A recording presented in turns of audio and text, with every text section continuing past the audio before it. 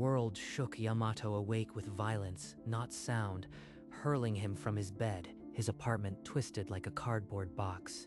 Windows exploding inward with a scream. This isn't an earthquake. Something is crushing everything like the world doubled its weight. He tried to stand, but his body weighed as if lead had replaced his bones. The laptop.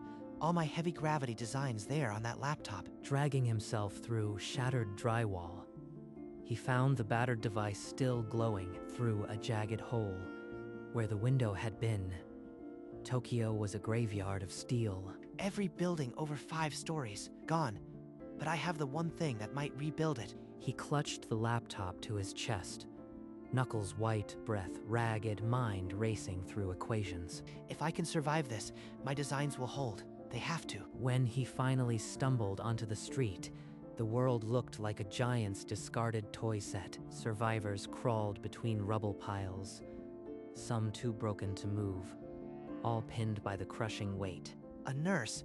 She's the first person here doing anything useful instead of just waiting to die. You are a nurse? We need to organize, or everyone dies from the next collapse, and there will be one. Look, I have plans. Diagonal trusses that can support double the current load. I've been designing for this. They think you are crazy. Why should they trust you? You are just some guy with a computer. Because if they don't, they'll be crushed in the next gravity surge. I am offering the only plan that works. He's right. I've seen buildings fall from the inside. The gym is our best bet.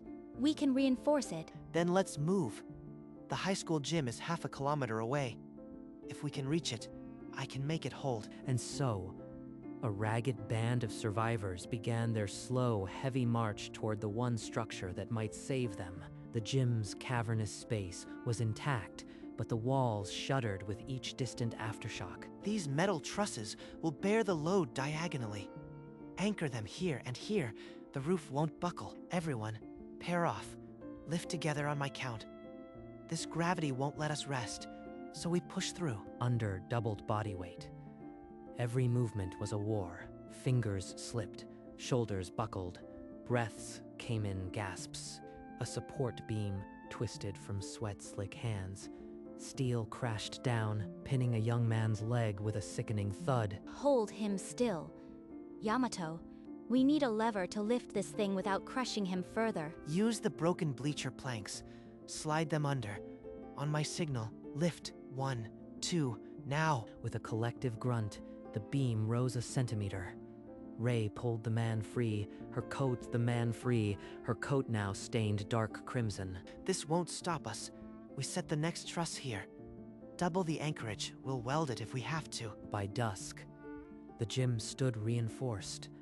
A scarred fortress, its new diagonal bones groaning with each tremor, but holding. 3 days passed in heavy silence. The gym becoming a cramped sanctuary for 43 survivors. We can't stop here. The gym is a proof of concept. Now we scale it to the block. Yamato, people are exhausted, and we're running low on medical supplies. How do we manage that? If we don't expand, we all die when supplies run out, or a bigger tremor hits. We have to move. Using his laptop designs, they erected trusses between standing buildings, turning streets into corridors of steel. I've set up a clean water station using your drainage plan. The sanitation will hold if we boil. A scavenged radio crackled to life with a government broadcast. The crisis was global, not just Tokyo. This is worldwide. Every city must be rubble. But if I can broadcast my plans, others might replicate them. Then we need to get a signal out. I'll help you modify the radio for long-range transmission. Tonight, we send our designs to anyone who can hear. This block becomes the first beacon. The response came faster than expected. 2 days later, a military helicopter roared over the ruined skyline. It landed in a cleared park, soldiers fanning out as a weary councilman stepped into the dust. You are Yamato. I am Sato. We intercepted your broadcast. The provisional government wants to hear more. Hear more? I've got the only viable structural plan for double gravity. If you are here, you know it works. Theories are cheap. We need proof on a national scale. Get in. The council will decide your worth. Yamato hesitated only long enough to clasp Rei's hand. Then he was aboard, the city shrinking below. From above, the devastation stretched to the horizon. Not a single tall structure stood intact. This isn't just Tokyo, Kyushu, Hokkaido. All of Japan is flattened. The world is calling it the Gravity Night. Gravity Night, and I might be the only one who can undo its aftermath. The helicopter banked toward a fortified complex, where the fate of millions would be argued in a single room. The emergency council chamber was a bunker of tired faces, each official bearing the weight of a broken nation. This is Yamato, the engineer who broadcast the truss designs. He claims he can rebuild our cities under current gravity. I can do more than claim. Here is a city-scale structural model, diagonal reinforcement that holds over 2G. I've already proven it on a block. Impressive, but there's a larger issue. Gravity is uniform globally. No natural anomaly behaves like that. We may be dealing with something artificial. Artificial? That changes everything. But for now, the structures still need to stand. We can't chase theories while people die under falling buildings. I am giving Yamato full authority, effective immediately. Now act on his plan. The room erupted in protests, half the council shouting, half frozen in shock at Sato's gamble. They're giving me the reins? This is more than I asked for, but it's the only way to move fast enough. You wanted a chance, Yamato. Don't waste it. If you fail, no one will save this country. Just like that, the young engineer became the most powerful reconstruction authority in Japan, and the most scrutinized man on the planet. Months blurred into a relentless grind. Yamato barely left his command post, surviving on caffeine and urgency. Yamato, you haven't slept in 3 days. I can hear it in your voice. The block can wait. It can't wait. Every hour delayed kills someone. I'll sleep when the structures hold. Promise me you'll rest tonight. I didn't pledge my life to a martyr. A builder's strength comes from rest. Yamato, protect the small things, not just the grand ones. Okasan, you always saw the cracks in the facade. Even in me, but this isn't about grand things. It's about every person under those roofs. All right, I'll rest. But first, one final check on the truss load calculations. He touched a worn photograph on his desk. A small garden, a smiling woman, and straightened his spine. When dawn broke, he was already at the site. Voice steady though his hands trembled. 18 months of labor culminated in a city reborn. Confetti and cheers filled the plaza. Yamato, you've done the impossible. The council can finally breathe. Senator, give me a moment.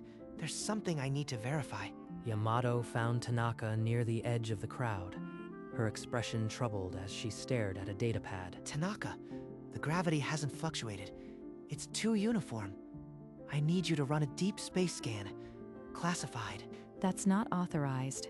The council barely allowed our structural program. This could restart panic. I don't care about panic. I care about why it hasn't changed. Do it under my authority. I'll handle the fallout. You are gambling with my career and your reputation. Fine, I'll initiate the protocol. But if we find nothing... If we find nothing, I'll apologize.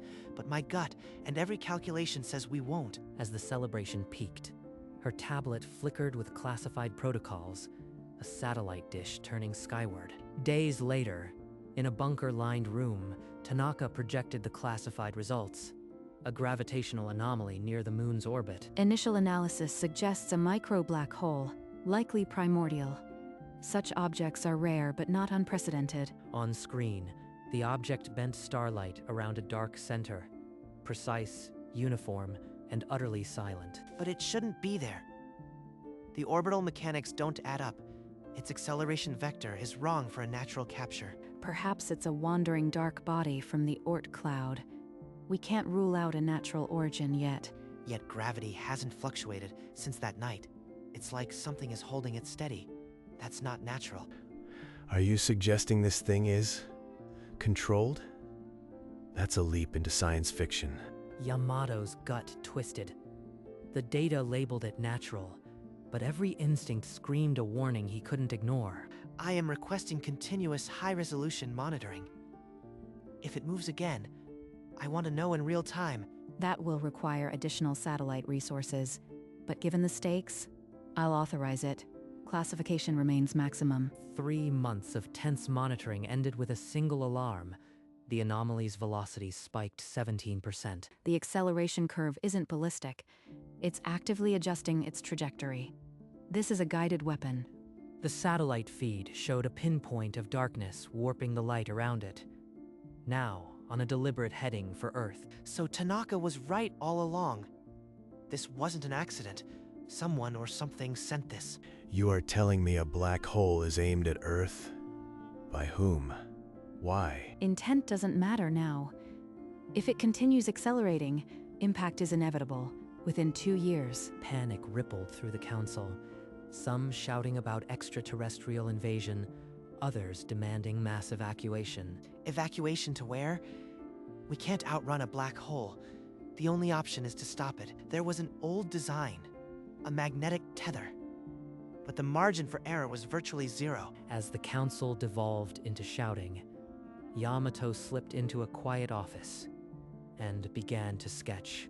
His pencil hesitated over the paper. A memory surfaced of a lecture hall, years ago, and a reckless idea sketched in a notebook. The magnetic tether lifter.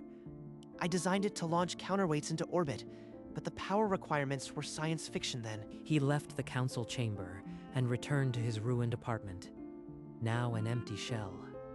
The old notebook was right where he'd left it. All these years, I thought it was just a thought experiment. Now it might be our only hope. That evening, a transport arrived from the block. Ray stepped out, clutching a small wrapped box. I found this when we cleared your mother's house. I thought you should have it. She would have wanted that. Inside the box was a faded photograph, his mother in her garden, and a small handwritten note, billed to protect Yamato. Okasen, you always knew what mattered. I won't let them down. He tucked the photo into the old notebook, the future and the past, bound together in a desperate gamble. This tether idea is insane, and the odds are almost zero. But it's the only path forward. I'll present it tonight. That night, Yamato stood before the emergency council with his old notebook and a 3D model of a magnetic tether. I propose a magnetic tether lifter. Launch a countermass to generate a disruptive magnetic pulse against the anomaly. The energy required exceeds global capacity. Even if we could power it, the structure wouldn't survive the 2G load. I've recalculated with fusion resonance coupling. 3 reactors can supply the power. My truss design will hold. Even if the tether holds, the countermass must reach relativistic speed. That's decades beyond our missile technology. We only need 0.3% of light speed, achievable with a linear accelerator. I can prove the math in 48 hours. 48 hours. If you don't have a feasible plan by then, we pursue mass evacuation, a futile one. Prove us wrong, Yamato. 2 days to turn a pipe dream into reality. If I fail, every person in this room dies. As the session dissolved, Tanaka stepped forward, her tablet already open to reactor efficiency specs. I still think this is insane, but I've allocated our best computational resources. Let's begin. For 47 hours, the lab became a battleground of coffee cups and endless simulations. Okasan's alloy books. She tested every combination. There's one that might double tensile strength. A memory surfaced, his mother mixing metal shavings in her workshop, muttering about a titanium-lithium bond. Tanaka, check this. A titanium-lithium matrix. It retains strength under 2G stress and weighs 30% less. That's unorthodox, but the simulation agrees. With this alloy, the tether's load margin jumps to 0.3%. That's our window. We need to present this now. We're down to minutes. They rushed to the council chamber, the clock ticking past 47 hours and 58 minutes. After reviewing the data, I must concede. The math holds. It's possible. Then we approve Operation Counterweight. Global resources are at your disposal, Yamato. Don't fail. Approved, with the fate of every human riding on a 0.3% margin. Now we build. The construction site roared to life. an international army of engineers assembling a tower that defied the crushing gravity. Yamato slept in a corner of the command tent, his blueprints serving as a pillow between shifts. The load-bearing trusses must be anchored deeper. We can't risk a harmonic vibration during launch. A rival engineer stepped from the group, her voice sharp. Your alloy choice is untested under prolonged 2G stress. Are you willing to bet humanity on a hunch? It's not a hunch. I ran 10,000 simulations. Here is the data. These trusses held a gym during the gravity night. They'll hold this. Later, Ray found him alone on a gantry, staring at the half-built skeleton of the tether. You haven't eaten today. I brought your mother's miso recipe. It's not much, but it's warm. Warmth. I almost forgot what that felt like. Thanks, Ray, for everything. Yamato, the anomaly's speed increased again. We have 18 months less than projected. The clock just ran faster. The prototype magnetic ring hummed to life at the test facility. Then, a high-frequency oscillation tore it apart in a spray of sparks. The titanium-lithium coupling failed at 82% power. The entire ring assembly is scrap, and we've lost primary power conduit 1. The council convened within the hour, faces ashen. Sato's voice cut through the silence. We're out of time. The anomaly is accelerating. I am calling for a vote to abandon Operation Counterweight. You want to know why I can't abandon this? Because I watched my father die under a collapsed bridge when I was 15. He said, a structure either holds or it kills. I've spent my life making sure no one else dies because a design failed. This tether is my father's legacy and my promise. I won't let it fail. Then you have 72 hours. Fix the coupling, or we're done. The council dispersed in heavy silence, but engines already roared back to life outside. 72 hours. No sleep. Yamato at the heart of the chaos, sketching solutions on scrap metal. With 12 hours left, a junior technician found the flaw, a hairline fracture in the coupling's ceramic insulator. That's it. The current destabilized at resonance. We need a redundant array with self-correcting circuits now. Hours of soldering and code rewriting under floodlights, and the new ring assembly pulsed steadily at 100% power. Night fell. Yamato stood at the launcher's base, looking up at the silent tower of steel and ambition. Father, Mother, tomorrow, this either saves everyone or becomes a monument. Either way, I gave everything. Footsteps approached. Ray, carrying 2 cups of steaming coffee, her coat pulled tight against the cold. You are not alone in this, Yamato. Whatever happens at dawn, you've already given us hope. Hope. I hope that's enough. Thanks, Ray, for staying. Finally, the horizon bled orange. The world's breath held as the countdown began. Control to all stations. Final check screen. T-minus 30 minutes to launch initiation. The countdown echoed across the globe. Every screen, every radio, united in a single descending number. Initiate primary power sequence. All rings to standby. The capsule ignited, climbing the tether with a roar that shook the earth, a streak of light against the dawn. Velocity, nominal, 50 kilometers per second and rising. Then, at 70 seconds, a harmonic vibration shivered through the magnetic rings, a deep, rising bass that rattled loose papers. Resonance spike detected. The tether is oscillating. If it amplifies, the capsule will rip the rail apart. This was the 0.3% margin. The exact failure mode I feared, and I have exactly 1 play. Can you compensate? Only if we fire a counterpulse now. But it risks overloading the grid and blowing the entire site. Counterpulse sequence. Override safety interlocks. Execute. The counterpulse fired, a shrieking flare of energy that met the vibration crest to crest and canceled it. The capsule steadied, climbing again. Range 500 kilometers. Magnetic pulse fully charged. Fire on my mark. A silent heartbeat. Then the capsule released a rippling wave of magnetic energy directly into the dark mass. In the control room, every breath stopped. Eyes locked on the screen, waiting for physics to decide. gravitational lensing is collapsing. The object is destabilizing. It's shrinking. On screen, the impossible became real. The black mass rippled like disturbed water, then collapsed into a pinpoint and vanished. Across the globe, the invisible grip loosened. People gasped as their own weight vanished, feeling light for the first time in years. Gravity readings are dropping worldwide 1.08 G and falling. We're back in normal range. Yamato took one staggering step back. Then his legs folded, and the world tilted as he collapsed. Yamato, get a medic. He's burning up.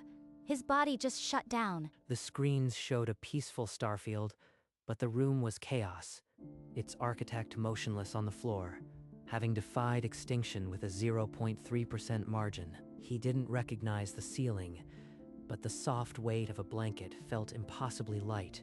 You've been out for 2 days. The doctors said exhaustion and a minor cardiac event from the stress. Yamato, gravity is back to normal. Everywhere. The world is celebrating because of you. Yamato stared at his hands. They shook. Not from weakness, from the sudden absence of a weight he'd carried for years. How many? How many did we lose before the cities were ready? Millions, Yamato. But your designs save tens of millions more. The estimates. You changed the outcome for half the planet. He broke. Not loud, not dramatic. Just a quiet surrender of tears he'd never let himself shed. You can rest now. The world is still standing because you refuse to let it fall. Then, I'll rest.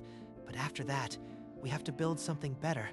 Not just resist the gravity, live beyond it. For the first time since the Gravity Night, his voice held hope instead of duty, a quiet blueprint for tomorrow. Weeks later, under a crystal sky, the global ceremony unfolded in the rebuilt heart of Tokyo, a plaza where rubble had become a stage. Every engineering society on Earth bestowed their highest honor, pinning a medal on his chest as the crowd roared. Yamato, you've proven that one mind with a plan can change the fate of a planet. The world owes you. I am not the hero. The engineers who worked without sleep, the families who held out hope, they are the strength. He paused, the weight of the microphone feeling almost too light in his hand. To ensure this never repeats, I announced the International Gravity Engineering Institute. It will study, prepare, and protect. Ree watched from the front row, her smile a quiet testament to every sleepless night and every shared burden. The applause thundered. A global standing ovation beamed to every surviving city, a sound of collective relief. Later, beneath the new skyline, he looked not at the towers, but at the people below. The world was safe. For an engineer, that was the only monument that mattered. The memorial garden stretched silent under a canopy of cherry blossoms, white crosses marking the price of survival. Yamato walked alone among the stones, a rolled paper in his hand, the first blueprint, creased and faded. He knelt at the central stone, a monument to the fallen, and gently laid the paper at its base. This is where it all began. A gym that held when the world fell, because people trusted each other. You kept your promise. Your father would say the structure held, and so did you. He would say there's still work to do. We're not survivors anymore, Rei. We're builders now. They left the garden hand in hand, walking into the streets of a city reborn, where children played and scaffolds rose. So, what's the first brick of this new world? A foundation that can't be shaken. Let's start tomorrow. Dusk painted the skyline in gold, and the city hummed with the quiet certainty of a world saved not by chance, but by a single engineer who refused to let it fall. Far from any city, a lone satellite array hummed in the cold night. Its dishes angled toward the void. Inside, an automated system stirred, a monitor flickering to life as a faint whisper reached its receivers, a rhythmic pulse, a sequence of 3 short bursts. Then silence, repeated with exacting precision. The frequency matched the resonance of the black object, identical to the one humanity had just unmade. It came from deep space, well beyond the singularity's last coordinates, faint but unmistakably artificial. The computer logged the event, stamping it with a single line. Signal sequence 001. Classification pending. No alarm sounded. No one was awake to hear it. The world below slept, cradled by a peace it had earned. But in the black, the signal pulsed again. Patient, deliberate, waiting. Some questions remain, but for now, the world rests. Story by Anonymous Ensemble. Thank you for watching.